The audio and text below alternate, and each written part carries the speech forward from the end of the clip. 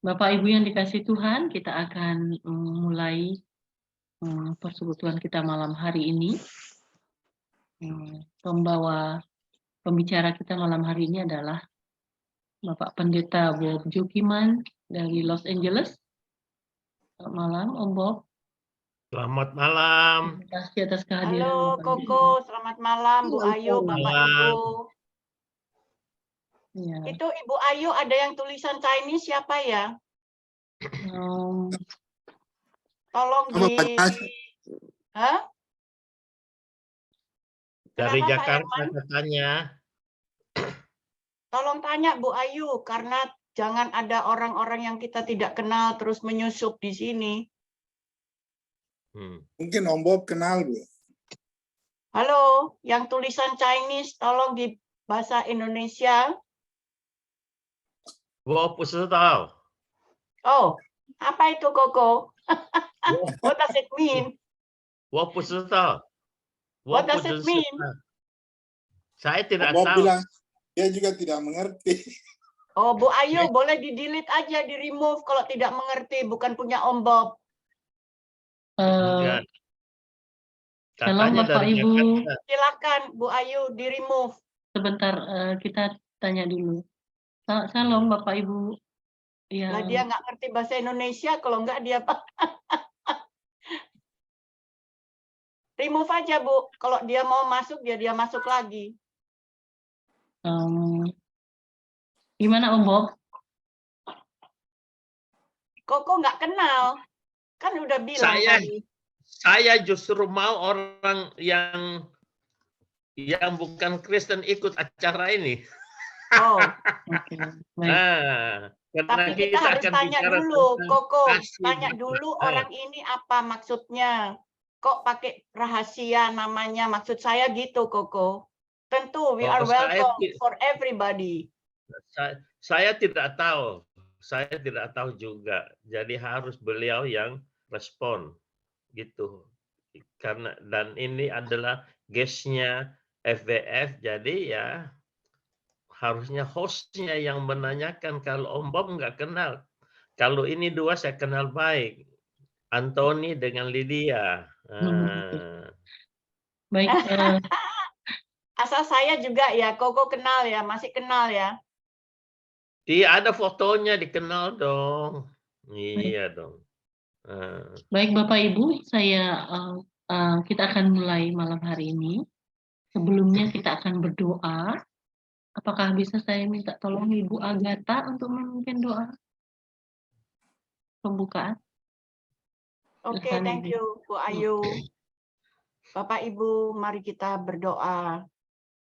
Ya Bapa di surga, terima kasih untuk malam, pagi, siang hari ini, di mana kami berada di negara kami masing-masing. Tuhan, kiranya Engkau mau memimpin kami, mengurapi Koko Bob Yokiman Tuhan, untuk membawa kebenaran-Mu, isi hati-Mu, dan juga Engkau mau urapi kami yang hadir di sini, untuk mendengar firman-Mu, urapi telinga, hati semua dari kami Tuhan, dan juga yang tadi dibawakan oleh Bu Ayu, puji-pujian Tuhan, kiranya berkenan di hadapan-Mu.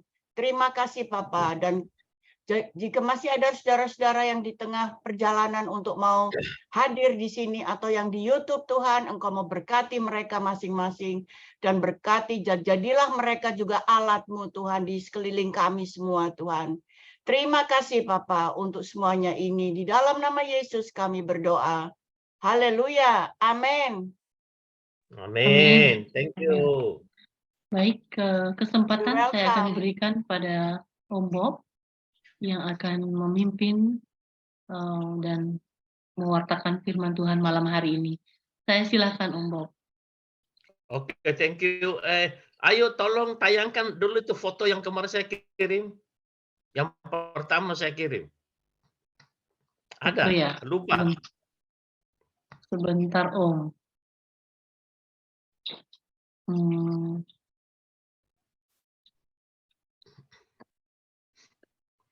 Foto yang mana ya Om? Yang itu ada gambar uskup itu. Baik, sebentar. Yang Om Bob bilang sebagai pendahuluan.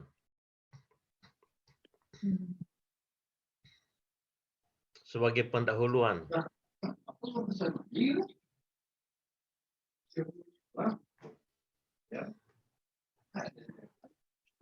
Baik, Om.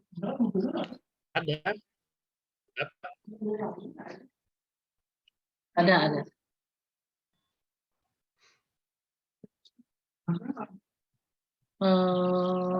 Yang mana ya, Om?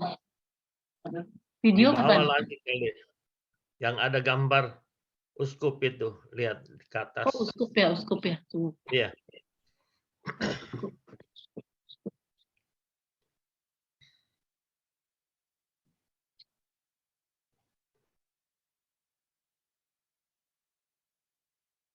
Besok ditayangkan. Ini video ya? Bukan, cuma gambar.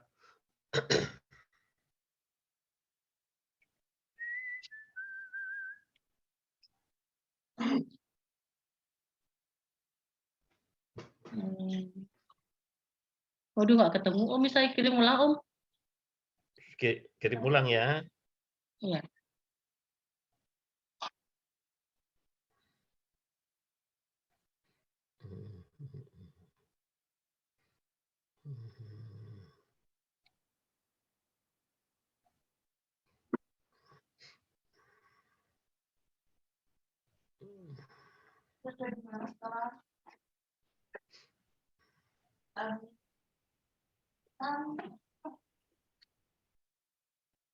Cek lagi ya. Oke, Om. Saya kirim juga ke Hendrik kalau bisa.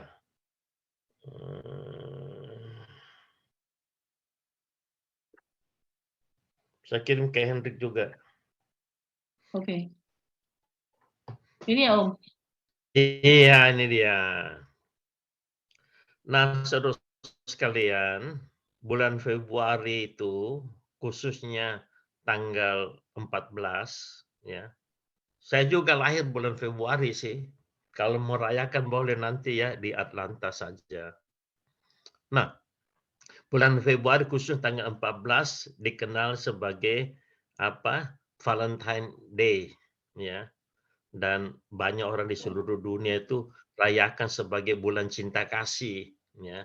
Jadi orang pacaran apa semuanya ya. Tapi sebenarnya kalau kita baca sejarahnya itu bukan cerita orang pacaran, cinta-cintaan bukan. Tapi itu adalah pengorbanan dari Santo Valentinus. Ini gambarnya ya. Itu terjadi pada abad ketiga di Roma. Kalau tidak salah itu kaisarnya itu waktu itu perang-perang, maka kaisar pada waktu itu melarang orang menikah. Pokoknya pemuda-pemuda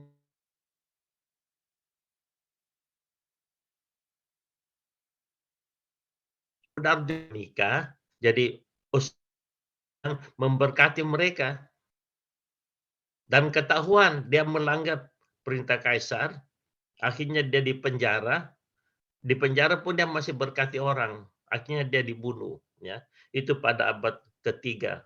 Baru pada abad ke-15 dia ditonjolkan keluar, Uskup Valentino. Dan baru pada abad ke-18 dirayakan Valentine Day. Nah, padahal itu sebenarnya bukan orang cinta-cintaan seperti Romeo and Juliet, bukan. Tapi ini adalah pengorbanan Uskup Valentinus. Nah, sekarang orang merayakan Valentine Day ini lupa, ya.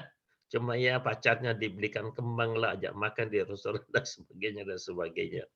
Nah, hari ini kita akan bicara satu judul yang singkat sederhana, yaitu Kasih Bapa. Kasih Bapa. Kalau untuk saya tuh bulan Februari adalah bulan kasih, ya. Jadi tentang kasih Bapa. Nah, saya minta saudara Sofyan kalau bisa baca dari Yohanes 3 ayat 16 dan 17. Sofyan bisa baca?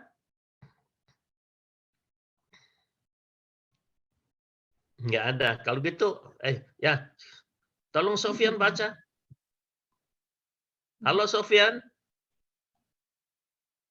Kalau gitu minta Pak Herman Makassar lah baca. Herman Ya, Makassar. Ya. Yohanes 3:6. Oh, ini Sofyan ya? Oke. Saya nggak bisa baca. Terus Oh. saya kena stroke. Oh, oke. Ya, ya. Pak Herman baca. Kita nanti Ya, doakan Om. Sofyan ya. Ya. 16 ya, Om ya. 16 dan 17 ya. Karena begitu besar kasih Allah akan dunia ini, sehingga ia telah mengaruniakan anaknya yang tunggal, supaya setiap orang yang percaya kepadanya tidak binasa, melainkan beroleh hidup yang kekal. 17, sebab Allah mengutus anaknya ke dalam dunia, bukan untuk menghakimi dunia, melainkan untuk menyelamatkannya oleh dia. Oke, jadi tujuan renungan pada malam hari ini, sambil mengingat bulan cinta kasih, ingatkan kita kembali tentang siapa itu Bapa. Bapa adalah kasih, ya. Nah, Hendrik pasti hafal ayatnya di mana nih, Hendrik? Allah adalah kasih. Ayo, Hendrik, bacakan. Allah adalah kasih.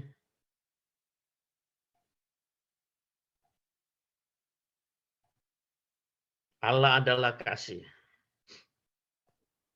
Sorry Om, baru keluar dari WC. 1 Yohanes Om, 1 Yohanes berapa? Sebentar, 4 Ya, kali. oke.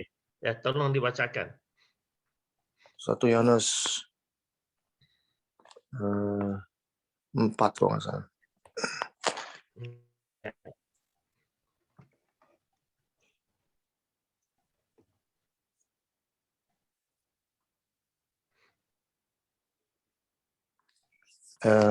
Ya. Judulnya aja sih, Allah adalah kasih. Iya. Sebab Allah adalah kasih, 1 Yohanes 4 ayat 8 Om.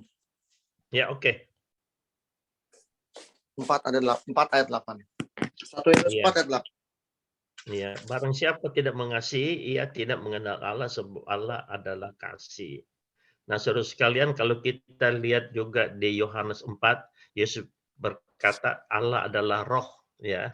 Jadi itu bukan ada gendernya ya, tapi adalah roh. Jadi Allah adalah kasih.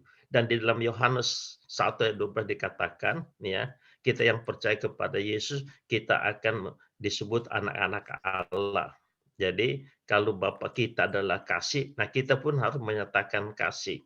Ini sangat penting sekali, saudara sekalian, ya, di dalam dunia ini, ya. Kita mungkin hampir tiap hari menerima video-video atau foto-foto tentang orang-orang yang susah dan sebagainya. Bagaimana reaksi kita? Nah, di dalam kehidupan orang Kristen banyak yang menghafal Yohanes 3:16, tapi tidak ingat Yohanes 3:17. Nah, kita akan bahas 3 hal pada malam hari ini. Yang pertama, Bapa, kasih Bapa, ya. Kasih Bapa itu bagaimana dinyatakan? Yang pertama dari ayat yang ke-16, Yohanes 3:16. Karena demikian besar kasih Allah ke isi dunia ini hingga dikorbankannya anak yang tunggal. Barang siapa percaya kepada tidak binasa, melainkan peroleh hidup yang kekal. Pernyataan kasih Bapa yang pertama dari kedua ayat ini adalah penuh dengan pengorbanan, ya, penuh dengan pengorbanan, dan itu dinyatakan dia mengorbankan anaknya yang tunggal, putranya yang tunggal. Nah, beberapa waktu yang lalu saya dengar beberapa orang bawa renungan tentang Abraham yang diminta oleh Allah menyerahkan anak tunggalnya. Dan itu sangat menarik sekali. Mungkin lain kali Hendrik bisa bicarakan itu, ya. Jadi satu pergumulan yang sangat berat. Karena apa? Karena itu Ishak diperoleh Abraham sudah tunggu berapa puluh tahun, ya. Dan dalam renungan pakai air aja nggak apa-apa. Pak, itu apa? Di sana tapi barangnya aman nggak, Pak? Cuma pakai pin doang tuh. Bu Ayu mau di mute barangkali ya. Ya, oke. Ya, jadi apa namanya? kalau salah satu yang direnungkan itu kayaknya kalau bukan Abraham itu tidak bisa melakukan, ya. Tapi ya ternyata Abraham bisa melakukan, ya. Jadi itu juga satu pengorbanan Abraham kepada Allah. Nah, saudara sekalian, dalam hidup kita sebagai orang Kristen, orang percaya, anak-anak Allah, sangat penting sekali itu kita nyatakan dalam pengorbanan. Ya. Coba dibaca dari Matius pasal 5 ayat 16. Tolong siapa saya yang sempat silakan dibaca Matius 5:16.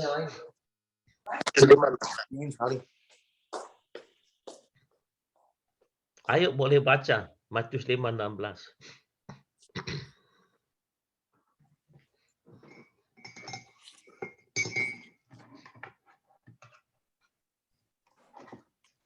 Matius 5:16, demikianlah hendaknya terangmu bercahaya di depan orang, supaya mereka melihat perbuatanmu yang baik dan memuliakan Bapamu yang di sorga. Iya, itu jadi. Yang udah kue cuy. Hendrik mungkin mau mute dulu anunya mic-nya, Hendrik.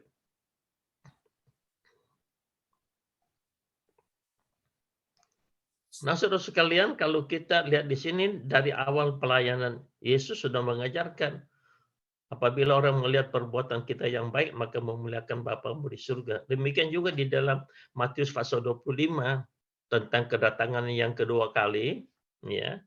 Itu dia memisahkan antara domba dengan kambing.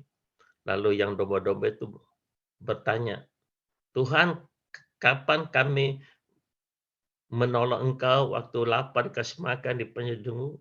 Tuhan mengatakan, apa yang kau lakukan kepada saudaraku yang terkecil ini, engkau lakukan tuh kepada aku. Jadi jelas sekali saudara sekalian, kita sebagai anak-anak Tuhan, Bapa kita kasih, kita pun perlu nyatakan pengorbanan di dalam. Lalu tiap minggu ke gereja, haleluya, haleluya. Tapi dalam hidup nyata kita itu tidak menyatakan kasih dengan pengorbanan. Itu yang Om Bob bilang, tong kosong nyaring bunyinya. Ya. Dan Tuhan mengatakan bukan hanya mendengarkan, tapi melakukan. Nah, saudara sekalian, Bapa adalah kasih dan dia nyatakan dengan memberikan pengorbanan, mengorbankan putranya tunggal untuk menebus dosa manusia. Itu satu message yang sangat-sangat penting sekali. Karena hanya di dalam ajaran Alkitab kita lihat pengorbanan yang Allah Bapa lakukan. Ya. Lalu di dalam pengajaran yang lain yang dituntut kita berkorban untuk Allah supaya kita diselamatkan. Justru di dalam Alkitab kita diajarkan Allah yang lebih dahulu berkorban untuk kita. Hingga kita sebagai anak-anaknya, kita perlu sekali untuk menyatakan kasih melalui pengorbanan. Nah, saudara sekalian, tentu kita ada nonton atau baca kesaksian cukup banyak, ya, video-video yang menceritakan bagaimana ada seorang bapak dia ke restoran, lalu lihat ada orang meminta makanan tidak bisa bayar, lalu dia bayarkan sebagainya. Ya, jadi itu apa namanya sangat-sangat penting sekali. Nah, tadi pagi saya juga agak heran juga karena dapat juga cerita tentang pengorbanan. Mari kita lihat 2 ayat ya. Kita lihat ada 2 ayat. Yang pertama kita lihat dari Amsal pasal 19. Amsal 19.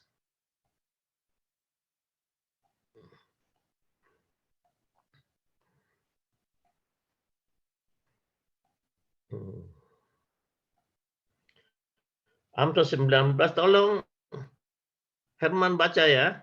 Amsal 19:17.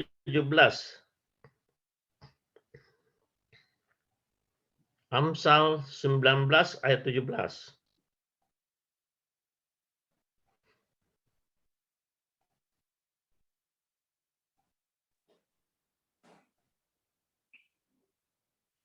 Siapa Herman menaruh bacakan. belas kasihan, Amsal 19 ayat 17, siapa menaruh belas kasihan kepada orang yang lemah, memiutangi Tuhan yang akan membalas perbuatannya itu. Oke, kemudian 2 Korintus 9, 6 dan 7. 2 Korintus 6, 9 dan 7. 2 Korintus 6 ya, Om. 9, 6 dan 7.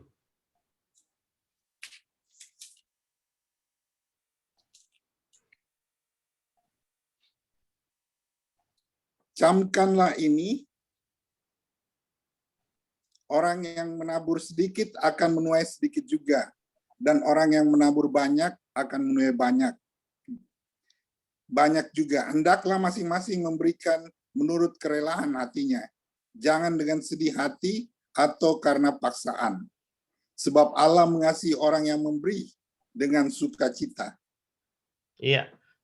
Jadi sebenarnya sepanjang Alkitab dari Perjanjian Lama dan Perjanjian Baru sangat banyak pengajaran-pengajaran tentang berbuat kasih, berkorban dan sebagainya. Ya. Nah, baru-baru ini saya mungkin pernah kasih kesaksian, saya diminta untuk membimbing sepasang suami istri yang ada di Boston yang saya ceritakan, saya harus terbang 15 jam satu kali jalan itu ya. Nah, dan bicara dengan si suami, saya tanya dia, menurut kamu kebahagiaan rumah tangga itu tanggung jawab siapa? Langsung dia jawab, keduanya. Saya bilang salah. Alkitab mengatakan suami adalah kepala rumah tangga, kepala keluarga. Jadi dia adalah nahkoda. Istri hanya pembantu nahkoda saja. Ya. Lalu saya hanya mengajarkan satu hal. Jikalau engkau sungguh-sungguh mengasihi istrimu, engkau harus rela berkorban apa saja. Ya. Baru-baru ada juga sepasang suami istri cekcok. Saya cari suaminya saja. Saya mau tekankan tanggung jawab suami sebagai kepala keluarga, nahkoda itu harus rela berkorban apa saja ya. Seperti kalau nahkoda kapal. Kalau nahkoda kapal itu kapalnya mau tenggelam, siapa yang duluan lari? Nahkodanya atau penumpangnya? Nah, nahkoda terakhir. Semua penumpang anak buah sudah selamat, baru dia terakhir. Itu adalah tanggung jawab, berkorban. Jadi saya bilang sama suami-suami, kalau kamu sungguh-sungguh mencintai istrimu, kamu harus rela berkorban apa saja. Bukan hanya uang dan sebagainya ya. Pernah dengar tuh Om cerita itu, bos yang ke mall naik turun gandeng istrinya, lalu karyawannya bilang, oh Bapak mesra sekali dengan Ibu. Dari turun mobil sampai pulang digandeng terus. Dia bilang, iya karena kalau saya lepas dia pergi belanja sendiri. Ya, jadi saudara sekalian itu sangat penting sekali. Kasih itu dinyatakan dengan pengorbanan. Memang kita tidak bisa berkontor semua orang.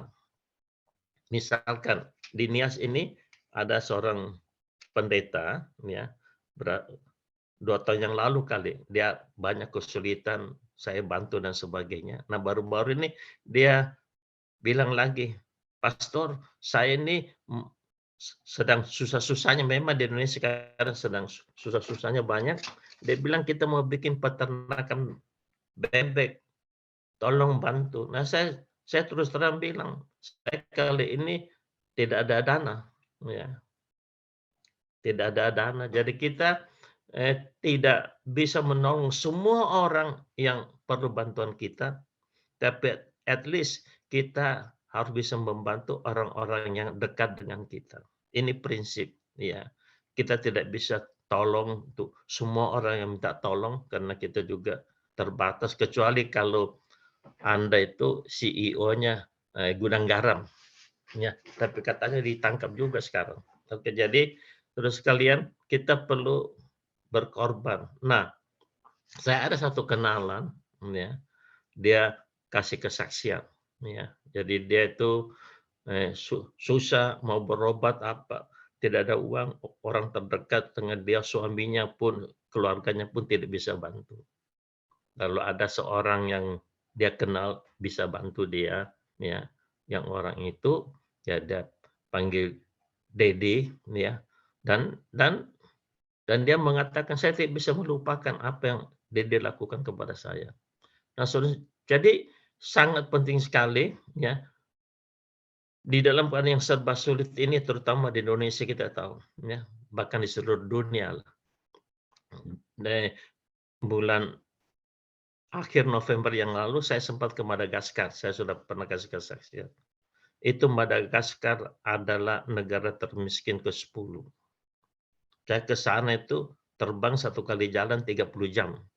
Karena dari LA terbang ke Paris, dari Paris ke Madagaskar itu rata-rata 15 jam. Nah, sana sangat miskin sekali, ya. Dan kami ke sana bawa bantuan pakaian, sepatu dan sebagainya itu dari gereja, ya. Kita mengucap syukur. Ya, jadi kita tidak bisa menolong semua orang seluruh dunia, tapi kita bisa tolong siapa yang kita tahu, kenal dan sebagainya. Nah, saudara ingat cerita Maria Betani, ya. Ketika Yesus akan disalibkan, kalau tidak salah 1 minggu sebelum disalibkan, dia datang ke Betani lagi. Lalu datanglah Maria Betani itu membuka buli-buli minyak narwatsunya, lalu dia tumpahkan kepada kepala Tuhan Yesus dan gosok sampai di kakinya. Nah, saudara sekalian, menurut tradisi, minyak narwatsu itu adalah disiapkan untuk calon suaminya. Tapi mengapa dia bisa mencurahkan kepada Yesus? Karena dia tahu Yesus mengasihi dia, sayang dia, dan mau berkorban untuk dia. Itu diteguhkan ketika Yesus pergi berkunjung ke Betani. Ya, dia kalau ke Betani selalu ke rumahnya Marta dan Maria karena mereka ada hubungan dekat. Di situ Yesus menceritakan segala. Ya, kita lihat Yesus, saudara sekalian. Saya tidak tahu, Alkitab tidak mencatat. Tapi saya percaya Yesus itu sejak umur 12 tahun. Dia tahu umur 33 dia akan mati. Tahu jelas itu rencana Bapaknya. Tapi apa yang dia lakukan? Day by day sejak umur 30. Tiap hari dia mengajar firman Tuhan. Tiap hari dia menolong orang sakit disembuhkan, tuli mendengarkan, buta melihat, bisa sebagainya, dan memberi makan orang yang saya sering kali sebut fish burger, roti dengan ikan, itu fish burger. Itu yang dia lakukan tiap-tiap. Dia tahu umur 33 dia akan mati. Maka saya anjurkan teman-teman saya selalu ingat, day by day, ya, kita harus melakukan perbuatan yang baik, terutama pengorbanan, ya. Saya mengucap syukur saya di salah satu gereja yang di San Bernardino itu di California, ya. Gereja kita tuh tiap bulan paling sedikit keliling melayani para homeless, ya. Saudara jangan pikir Amerika itu negara kaya, negara pemerintah itu banyak hutang, saudara sekalian. Banyak hutang. Dan homeless itu di Los Angeles ada sekitar 50 sampai 60 ribu orang di Los Angeles, ya. Jakarta kalah, ya. Itu jadi apa namanya, semua lihat keliling itu kesempatan kita itu untuk berkorban. Namun saya mau ingatkan di sini, ya, itu kisah Maria Betani sangat menarik. Bisa-bisanya dia mencurahkan minyak narwatsu itu kepada Yesus yang akan mati. Karena apa? Karena dari percakapannya, pergaulannya dengan Yesus, dia tahu Yesus begitu mengasihi dia dan mau berkorban untuk dia. Itu, ya, semoga nanti kalau kita ketemu Maria di surga, tanya dia, benar nggak yang pendeta Bob bilang, kamu mencurahkan minyak narwatsu itu karena merasa sekalipun Yesus belum mati, tapi dia sudah mengalami kasih pengorbanan Yesus Kristus. Saudara sekalian, Allah Bapa adalah kasih. Dan kasih Allah Bapa itu dinyatakan dengan penuh pengorbanan kepada manusia-manusia yang berdosa. Saudara dan saya, Tuhan mau di dalam hidup ini kita pun menyatakan kasih Bapa dengan berkorban kepada orang-orang yang bisa kita tolong, khususnya orang-orang yang dekat dengan kita. Nah, kalau dengan orang-orang yang dekat dengan kita tidak bisa berkorban, terus kalian itu tong kosong nyaring bunyinya. Ya, jadi biar dalam hidup kita day by day, ya, sekalipun kita tahu satu waktu kita akan meninggal, mari kita berusaha tiap-tiap hari berbuat baik, menolong orang supaya orang-orang itu bisa merasakan. Seperti orang yang saya ceritakan tadi, dia bilang, seumur hidup saya tidak bisa melupakan dia di dalam hati saya. Ya. Tidak tahu dia omong gitu sama suaminya atau tidak. Tapi yang jelas dia merasakan. Penting sekali saudara sekalian ingat satu hal. Tatkala kita bisa menolong orang yang sama sekali tidak ada yang bisa tolong. Dan itu akan sangat mengesan sekali. Bukan hanya masalah uang. Hal-hal yang lain. Terutama suami istri. Saudara tahu dalam hubungan suami istri, hal apa yang paling penting? Yang paling utama itu adalah waktu. Kalau saudara mencintai istri saudara, saudara harus sediakan waktu untuk istri saudara. Kita tanya istri-istri yang ada di sini, apa yang kamu sangat butuhkan dari suamimu? Kalau istri itu mengatakan, oh saya paling butuh uang, wah itu payah namanya. Tapi kalau dia mengatakan, saya paling penting waktu suami saya, itu luar biasa. Ya. Jadi biar Tuhan tolong kita semuanya, kita sebagai anak-anak Allah, Allah yang adalah kasih, dan kita nyatakan kasih kita juga kepada orang-orang sekitar kita. Eris, ya. Paling sedikit orang-orang yang dekat dengan kita, dan mereka bisa merasakan benar. Ya. Orang ini, kalau dia pendeta bukan cuma ngomong saja, tapi dia melakukan. Termasuk semua orang Kristen, ya. Bukan hanya di gereja haleluya haleluya, tapi setelah dari gereja alelupa. Ya, jadi jangan lakukan itu. Mari di bulan Februari ini, bulan Valentine, bulan cinta kasih, kita meneladani Allah Bapa kita itu berkorban. Ya, berkorban itu hidup yang paling berarti. Ingat saudara sekalian, ya, orang akan ingat kita karena pengorbanan kita dalam berbagai bentuk. Ya, biar Tuhan tolong dan kuatkan kita. Itu yang pertama. Kasih Bapa dinyatakan dengan penuh pengorbanan. Sekarang kita lihat lagi dalam Yohanes 3 ayat 17. Silakan ditayangkan lagi Yohanes 3:17. Tolong Herman bacakan lagi. Yohanes 3:17.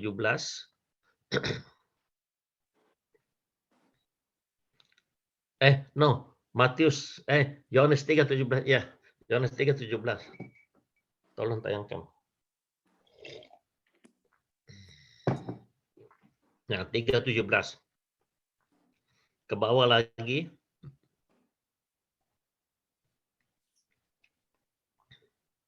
Ya, kata sedikit, ya. Sebab Allah mengutus anaknya ke dalam dunia bukan untuk menghakimi dunia, melainkan untuk menyelamatkannya. Nah, saudara, kasih Bapa dinyatakan dengan tidak menghakimi. Kok tidak menghakimi? Ya, tidak menghakimi. Apa sebabnya? Karena semua umat manusia sudah berada di bawah hukuman. Tadi saya lihat satu video yang cukup menarik, ya lucu-lucu sedikit lah, tentang advokat Hotman Paris. Hotman Paris itu menyinggung satu undang-undang tentang hukuman mati. Ya. Dia bilang dalam undang-undang itu yang dibuat oleh DPR, dikatakan bahwa semua orang yang dijatuhi hukuman mati diberikan kesempatan hidup 10 tahun lagi. Siapa tahu dia bertobat dan berkelakuan baik. Dan dia mengatakan kalau dia di penjara, yang tahu dia berkelakuan baik hanya kepala penjara. Jadi kepala penjara mempunyai kesempatan yang luar biasa, ya itu ya dan sebagainya dan sebagainya. Nah itu undang-undang Indonesia saudara sekalian. Yang sudah dijatuhi hukuman mati diberikan kesempatan hidup 10 tahun lagi, siapa tahu dia bisa bertobat, berubah di penjara. Nah saya tidak tahu bagaimana mengomentari. Jadi negara pun itu sudah dihukum mati masih diberi kesempatan 10 tahun.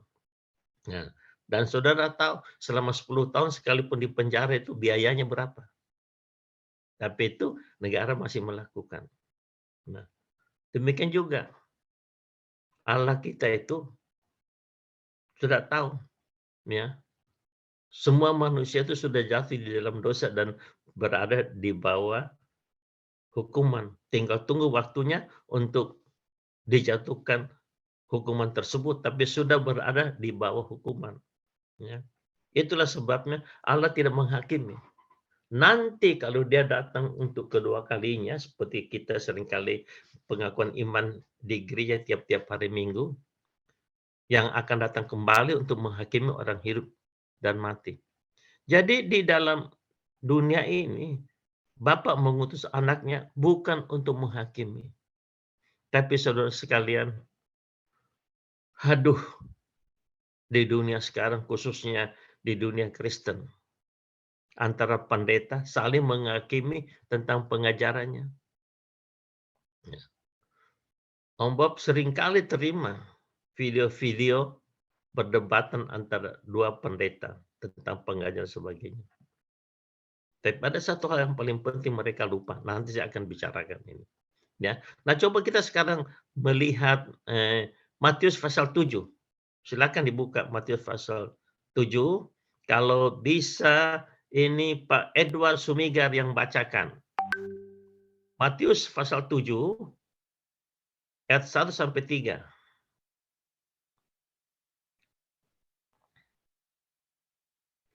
Dibacakan. Ya, terima kasih. Matius 7 ayat 1 sampai 3. Ya. Hal menghakimi. Jangan kamu menghakimi supaya kamu tidak dihakimi. Karena dengan penghakiman yang kamu pakai untuk menghakimi, kamu akan dihakimi, dan ukuran yang kamu pakai untuk mengukur akan diukurkan kepadamu. Mengapakah engkau melihat selumbar di mata saudaramu, sedangkan balok di dalam matamu tidak engkau ketahui? Amin. Iya. Amin. Jadi ingat cerita ya, saya sudah ulang-ulang bicarakan cerita tentang wanita yang dibawa ke Yesus untuk dilempar batu. Ya. Mereka mengatakan, Guru, kami tangkap wanita ini ketika sedang berbuat zina. Menurut hukum Musa harus dilempar batu. Yesus tidak jawab. Yesus hanya menurut di tanah saja dan berkata, barang siapa yang tidak berdosa, silakan lempar batu. Akhirnya satu persatu pergi. Tinggal perempuan itu. Yesus lalu tanya, hei perempuan yang ketangkap basah, coba ceritakan bagaimana sampai engkau bisa ketangkap basah? Tidak, saudara sekalian. Kalau kita akan tanya demikian, Yesus tidak. Di mana ke orang-orang itu? Oh, semua sudah pergi Tuhan. Kalau begitu, aku pun tidak menghukum engkau. Pergilah dan jangan berbuat dosa lagi. Nah, itulah Tuhan kita. Saudara sekalian, saudara tahu di dalam Alkitab siapa yang paling banyak menulis Mazmur? Ada yang tahu? Ada yang tahu siapa yang paling dari 150 Mazmur? Dia yang paling banyak tulis Mazmur. Siapa dia itu? Daud apa Salomo? Nah, Daud. Nah, dia tulis 72 Mazmur. Dari 150, Salomo juga ada tapi tidak sebanyak bapaknya. Ya, 72. Saudara tahu siapa itu Daud? Nah, semua tahu. Dia yang ambil istrinya orang dan bunuh suaminya. Oke? Nah, apa yang terjadi? Mari kita lihat Mazmur 51 ayat 2 sampai 4. Tolong Pak Edward baca lagi. Mazmur 51. Mazmur 51 ayat 2 sampai 4. Dibacakan.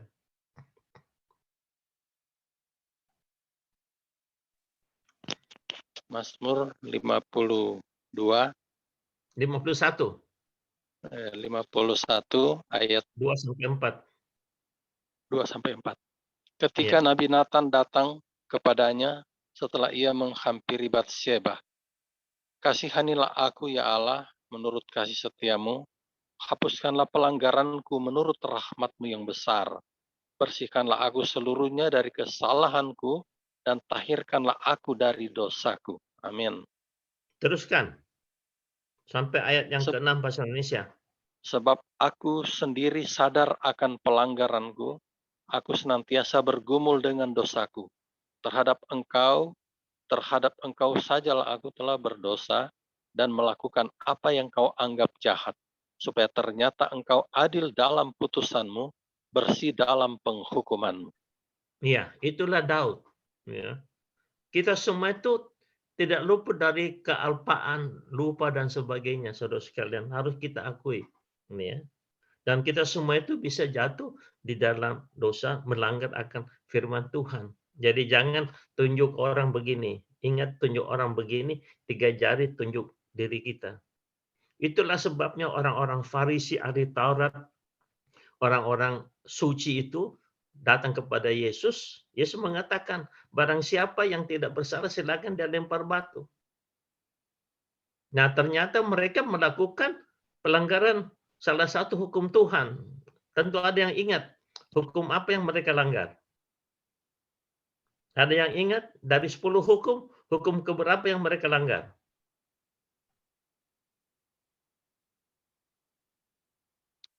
Hukum keberapa yang mereka langgar? Nah, hukum yang ke-9, janganlah engkau menjadi saksi dusta. Mereka hanya tunjuk hukum yang ke-7.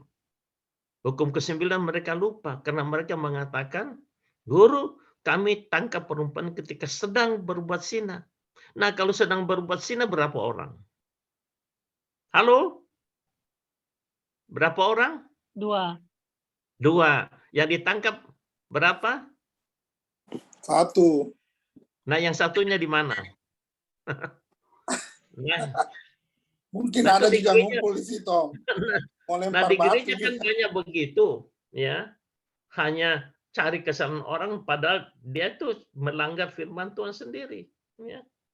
Dan mereka lupa. Coba dibaca Mazmur 103 ayat 8 sampai 13. Coba dibaca. Mazmur 103 8 sampai 13.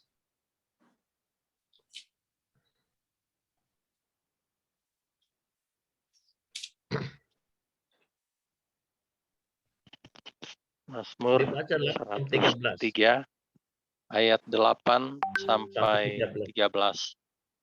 Tuhan adalah penyayang dan pengasih, panjang sabar dan berlimpah kasih setia. Tidak selalu ia menuntut dan tidak untuk selama-lamanya ia mendendam.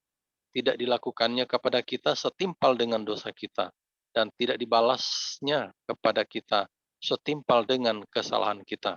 Tetapi setinggi langit di atas bumi, demikian besarnya kasih setianya atas orang-orang yang takut akan Dia. Sejauh timur dari barat, demikian dijauhkannya daripada kita pelanggaran kita. Seperti Bapa sayang kepada anak-anaknya, demikian Tuhan sayang kepada orang-orang yang takut akan Dia. Amin. 14. Sebab Dia sendiri tahu apa kita, Dia ingat bahwa kita ini debu. Nah, itulah Allah, saudara sekalian. Tapi di dunia, di gereja, wah, saling korek-korek kesalahan. Sedangkan lupa, tiap hari Minggu di gereja, mohon pengampunan dosa. Dan ada berita pengampunan dosa. Tapi keluar gereja, ingat lagi kesalahan orang lain. Celakalah gereja orang Kristen begitu. Allah adalah kasih yang tidak menghakimi karena apa? Karena semua nanti akan dihakimi Tuhan. Bukan berarti Tuhan biarkan semua yang terjadi, no, ya. kalau kita baca di dalam Matius 23, di situ 8 kali Yesus memaki orang Farisi, ahli Taurat, munafik. Bukannya Yesus membiarkan, tapi Yesus menegur. Dan mereka bertobat, dan di antara mereka yang bertobat itu ada satu orang bernama Nikodemus. Malam-malam dia datang kepada Yesus. Dan melalui percakapan disitulah keluar itu ayat Yohanes 3, 16, 17 tentang kelahiran kembali. Jadi saudara sekalian, ya, sedih melihat keadaan gereja sekarang. Ya, saling menghakimi, saling korek-korek kesalahan. Sedangkan Allah sendiri sudah melupakan kesalahan kita sejauh timur daripada barat. Tapi ada orang-orang di gereja yang mau bertindak lebih daripada Tuhan. Sedih sekali. Ya, sangat sedih sekali. Kita semua akan menghadapi penghakiman nanti pada waktu Tuhan datang kedua kali. Tetapi sekarang bukan waktunya untuk kita saling menghakimi. Apalagi sesama anggota gereja. Saudara sekalian, sangat-sangat menyedihkan sekali kalau itu masih terjadi di dalam kehidupan gereja dan kehidupan orang percaya, apalagi kehidupan hamba-hamba Tuhan. Jangan, please, jangan lakukan. Nah, bicara pun tidak. Nah, seringkali orang sok suci, ya, lupa Matius ayat pasal 18 ayat 15 sampai 17. Tolong dibacakan lagi Pak Edward. Matius 18 15 sampai dengan 18.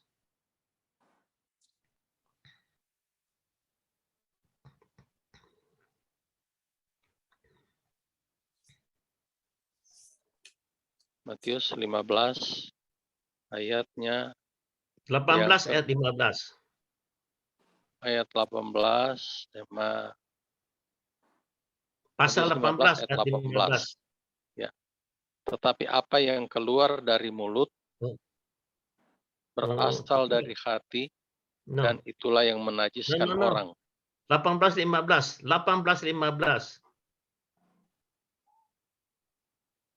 Lalu Petrus berkata kepadanya, Matius jelaskanlah. 18-15. 18-15. Oke, salah lihat. Apabila saudaramu berbuat dosa, tegurlah dia di bawah 4 mata. Jika ia mendengarkan nasihatmu, engkau telah mendapatnya kembali. Terus? Ya, sudah sana dulu. Ya, di sana dulu. Ya, baca lagi. Jika ia tidak mendengarkan engkau, bawalah seorang atau 2 orang lagi, supaya atas keterangan 2 atau 3 orang saksi, perkara itu disangsikan. Jika ia tidak mau mendengarkan, ya. Terus? Jika ia tidak mau mendengarkan mereka, sampaikanlah soalnya kepada jemaat. Dan jika ia tidak mau juga mendengarkan jemaat, pandanglah dia sebagai seorang yang tidak mengenal Allah atau seorang pemungut cukai. Aku berkata kepadamu, sesungguhnya apa yang kamu ikat di dunia ini akan terikat di sorga, dan apa yang kamu lepaskan di dunia ini akan terlepas di sorga. Nah, itu jelas sekali saudara sekalian perintah Yesus. Yesus adalah anak Allah yang mewakili Bapaknya di sini. Dia datang ke dalam dunia bukan untuk menghakimi, tapi untuk menyelamatkannya. Apabila saudara berbuat dosa, tegurlah dia di bawah berapa mata?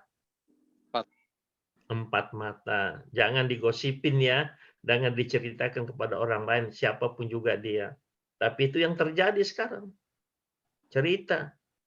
Tujuannya apa untuk menegur dia?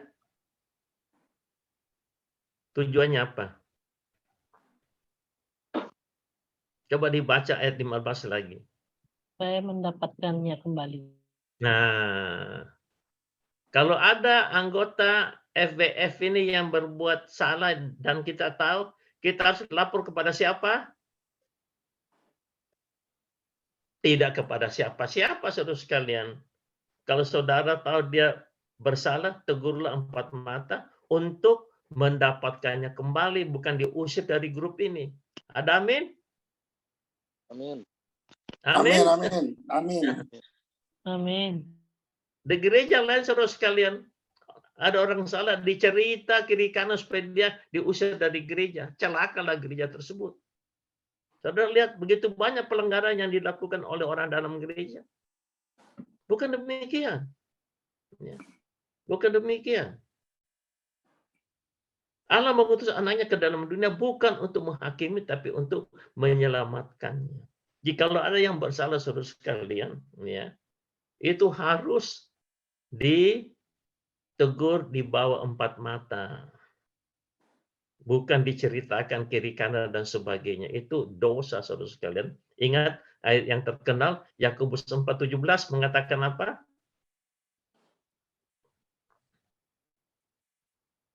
Halo? Kok lupa? Yakobus 4:17. Yakobus 4:17. Hafal ini dong. Yakobus 4:17. Kalau kamu tahu berbuat baik, kamu tidak melakukannya, kamu berdosa. Iya itu. Kalau ada saudara kita bersalah, yang mana baik? Kita gosipin atau kita cari dia, ajak makan, lalu kita tegur dia, yang mana baik? Nah, jawab sendiri. Ya. Nah, kita lihat satu ayat. Pak Hendrik tolong bacakan. Yakobus 1:16. Yakobus 1:16. 26. Yakobus 1:26.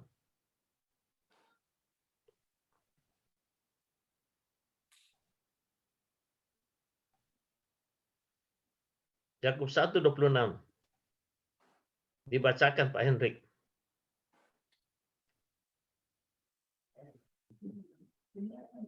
Oke. Yakobus 1 ayat 26. Jikalau ada seorang menganggap dirinya beribadah, tetapi tidak mengekang lidahnya, ia menipu dirinya sendiri. Maka sia-sialah ibadahnya. Nah, itu banyak terjadi di gereja, saudara sekalian. Hari Minggu, haleluya, haleluya. Hari Senin sampai Sabtu, haleluya, haleluya. Pepatah Indonesia mengatakan, karena mulut badan binasa, tapi saya ubah. Karena mulut bikin celaka orang. Kita tidak ceritakan orang punya kejelekan dan sebagainya. Itu sangat jahat sekali, saudara sekalian. Kalau engkau mengasihi dia, engkau cari ajak makan, sushi di tempatnya Pak Hendrik, lalu tegur dia untuk mendapatkannya kembali. Jadi semoga Tuhan tolong kita sebagai anak-anak Allah Bapa yang adalah kasih. Mari kita hidup dengan penuh pengorbanan, melihat sekeliling kita, khususnya orang-orang dekat dengan kita. Ya, kita berkorban untuk mereka. Korban apa saja? Waktu, tenaga, pikiran, keuangan, dan sebagainya.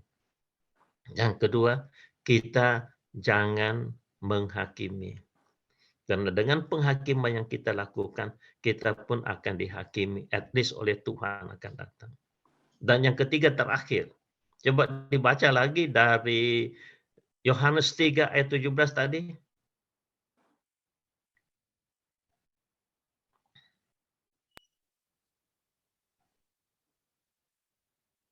Yohanes 3:17.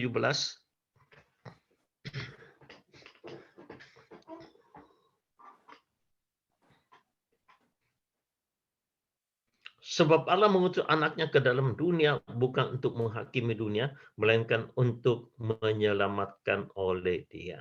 Nah, saudara sekalian, kasih Bapa dinyatakan pertama dengan penuh pengorbanan. Yang kedua tidak menghakimi. Dan yang ketiga mencari yang terhilang. Itulah tujuan Yesus anak Allah datang ke dalam dunia. Mencari orang yang terhilang. Nah, kalau tidak salah, saya pernah bicara di sini tentang Yesus memerintahkan murid-muridnya ke seberang. Mengapa ke seberang? Itu di Matius 14. Setelah mereka memberi makan 20.000 orang yang dilayani oleh 12 orang murid, sampai malam, capeknya luar biasa. Tapi Yesus mengatakan ke seberang. Apa sebabnya? Karena ketika Yesus memanggil mereka, Mari ikut aku menjadi penjala manusia. Mereka ikut Yesus. Di tengah perjalanan, Yesus berkata kepada mereka, barang siapa tidak mengikut aku, harus memikul salib, menyangkal diri, dan mengikut aku. Dan mereka tidak mundur. Mereka tetap ikut Yesus. Maju terus, pantang mundur. Berarti mereka siap untuk menyangkal diri, memikul salib. Itulah sebabnya dalam Matius 5:14, mereka disuruh ke seberang. Mereka tidak bantah. Mereka tidak mengatakan, guru lupa, kita ini satu harian lo kasih makan 20.000 orang. Pernah nggak bikin pesta yang makan 20.000 orang, yang melayan 12 orang? Nggak pernah toh. Saudara ada yang pernah lakukan itu? Tidak, nggak pernah. Yesus mengatakan, no, ke seberang. Karena di seberang masih ada orang-orang yang belum kenal Yesus Kristus. Itulah panggilan kita, saudara sekalian. Mencari yang terhilang. Dan karena mereka taat kepada Yesus, ya, apa yang terjadi? Mereka berlayar di Danau Galilea di tengah malam kena badai, hampir tenggelam. Nah, kita seringkali berpikir kalau kita taat, kita akan lancar-lancar semuanya. No. Tapi justru di tengah badai tersebut, mereka mengalami mujizat yang luar biasa. Melihat Yesus berjalan di atas air. Selama ini mereka melihat banyak mujizat, tapi tidak pernah melihat Yesus berjalan di atas air. Malam itu mereka melihat. Dan akhirnya mereka tiba di seberang. Kalau Yesus memerintah kita, engkau taat, bukan berarti semuanya lancar. Tapi sekalipun ada badai, kita akan tetap sampai kepada tujuan yang Dia kehendaki. Ada amin? Nah, saya tidak tahu bagaimana hidup saudara sekarang. Apakah ada badai? Jangan takut. Yesus akan datang berjalan di atas air dan akan membawa saudara ke tempat tujuan yang Dia kehendaki. Nah, saudara sekalian, Yesus dalam hidupnya 3,5 tahun, Dia keliling tanah Israel. Dari desa ke desa, dari kota ke kota. Adalah hanya untuk mencari jiwa yang terhilang. Baik orang Yahudi maupun orang-orang bukan Yahudi. Karena itu adalah perintah Allah Bapa. Kalau kita baca di kitab Imamat, ya, janganlah engkau melalaikan orang-orang asing.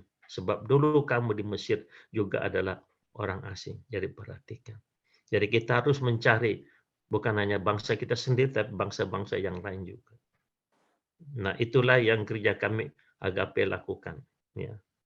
Visi misinya, serving our community with the love of Christ and reaching the world with the gospel of Christ.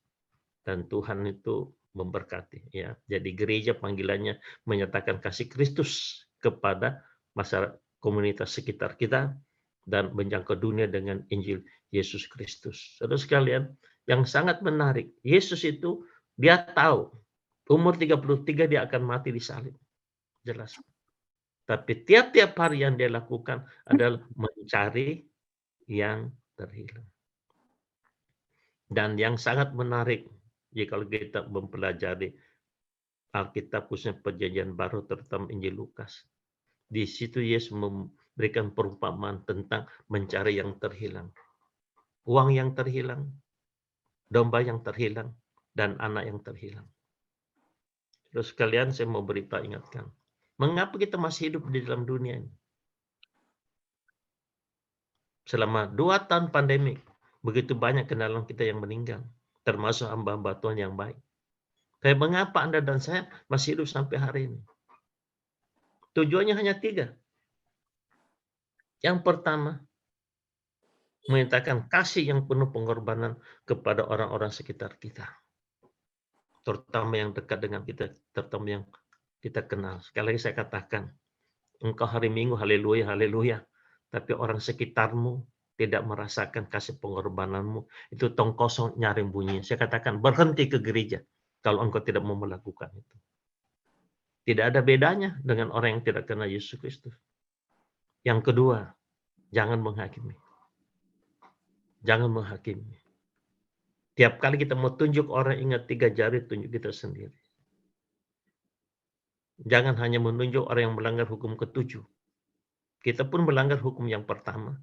Jangan ada ilah lain di hadapanmu. Nah, siapa yang jadi ilah kita? Begitu banyak orang ke gereja, ilahnya adalah duit. Saudara tahu, ya.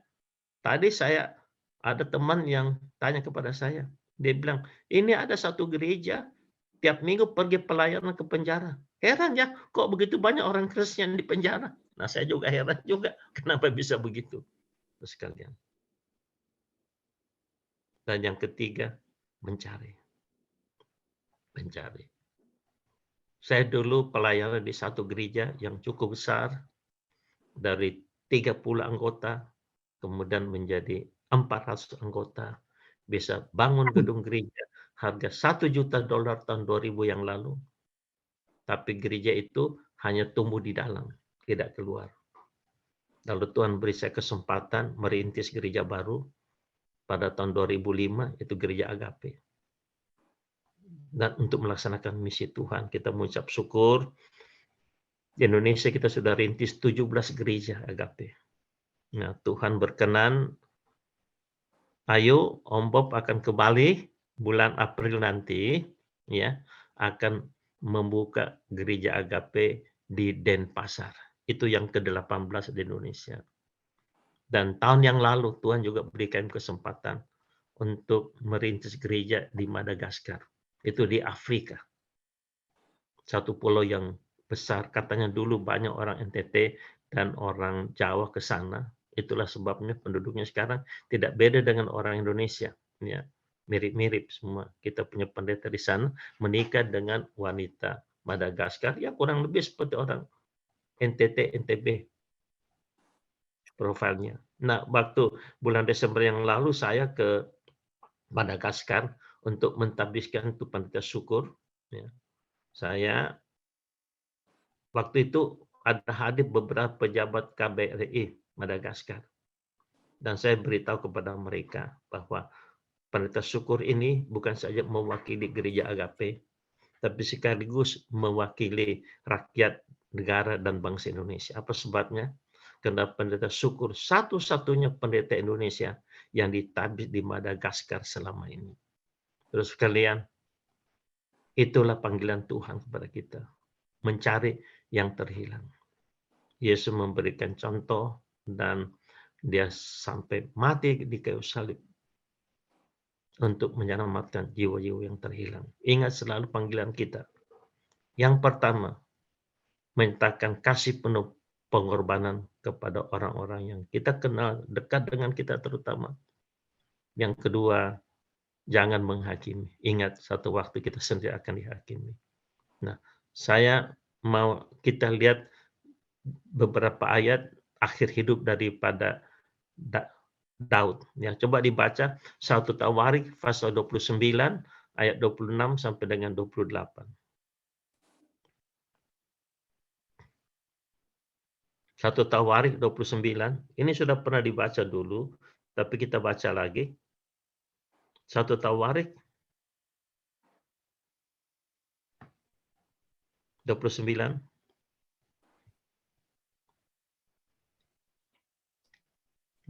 Sampai 28. Pak Edward tolong baca. 1 Tawarik 29 ayat 26 sampai 28. Demikianlah Daud bin Isai telah memerintah atas seluruh Israel. Ia memerintah atas orang Israel selama 40 tahun. Di Hebron ia memerintah 7 tahun. Dan di Yerusalem ia memerintah 33 tahun. Kemudian matilah ia pada waktu telah putih rambutnya, lanjut umurnya, penuh kekayaan dan kemuliaan. Kemudian naiklah Raja Salomo. Naiklah Raja Salomo anaknya menggantikan dia. Amin. Nah, saudara sekalian, Daud itu bukan orang yang sempurna. Jatuh dalam dosa juga, bahkan dosa yang luar biasa. Ambil istrinya orang, bunuh suaminya orang. Bukan berarti Tuhan biarkan. Konsekuensinya ada, saudara sekalian. Tapi yang paling penting, harus bertobat. Bertobat artinya apa? Mengakui akan dosanya dan tidak melakukan lagi. Itulah yang Tuhan katakan kepada perempuan yang ketangkap berzina itu. Pergilah dan jangan berbuat dosa lagi. Itu pertobatan yang sungguh-sungguh. Dan Tuhan inginkan kita pertobatan demikian. Ya. Para rasul pun kalau kita lihat murid-murid Tuhan, Petrus pun semuanya ya, tidak luput daripada kesalahan. Tapi yang paling penting kita harus bertobat dan memulai hidup baru lagi seperti diajarkan Tuhan. Ya. Untuk menyelamatkan, bukan untuk menghakim, adalah untuk menyelamatkan. Pertanyaan saudara sekalian, di dalam hidup kita sebagai orang Kristen, sudah berapa banyak jiwa yang kita bawa kepada Kristus? Atau hanya haleluya, haleluya saya di gereja? Saudara sekalian, ini adalah challenging tantangan untuk kita semuanya di bulan Februari ini. Bapa adalah kasih. Kasih itu dinyatakan dengan penuh pengorbanan, tidak menghakimi, dan mencari yang terhilang. Kita masih punya kesempatan, saya tidak tahu. Tapi biarlah day by day, kita melakukan apa yang Tuhan kehendaki kita lakukan sebagai anak-anak Allah. Nah, sebenarnya ada satu lagu yang saya mau tayangkan di sini, tapi kita berhenti di sini dulu. Ya, karena ini direkam di YouTube, sebentar setelah diskusi mungkin atau apa, Ibu Ayu akan tayangkan itu video satu nyanyian yang bagus sekali, dikarang oleh pendeta Benny Solihin, dosen di Saat, yaitu tentang bagaimana untuk mencari yang terhilang. Sebenarnya gereja saya juga ada satu mars yang kurang lebih sama isinya. Saya lagi minta, tidak tahu bisa ditayang atau tidak, tapi biarlah kita tunggu ya. Nah, Tuhan memberkati kita semuanya, dan saya mau minta Ibu Ayu untuk doa penutup dulu, lalu kita lanjutkan acara kita. Thank you. Baik. Terima kasih Om Bob yang sudah Sama-sama. membekali kita dengan. Terima kasih Om Bob. Sama-sama. Baik. Kita akan tutup dalam doa ya. Bapa di dalam surga, kami bersyukur kepadamu Tuhan untuk bekal firman Tuhan yang Kau berikan malam hari ini. Berkati Om Bob terus Tuhan untuk menjadi berkat untuk lebih banyak orang lagi. Terima kasih Tuhan, Engkau juga berkati kami di FWF ini Tuhan.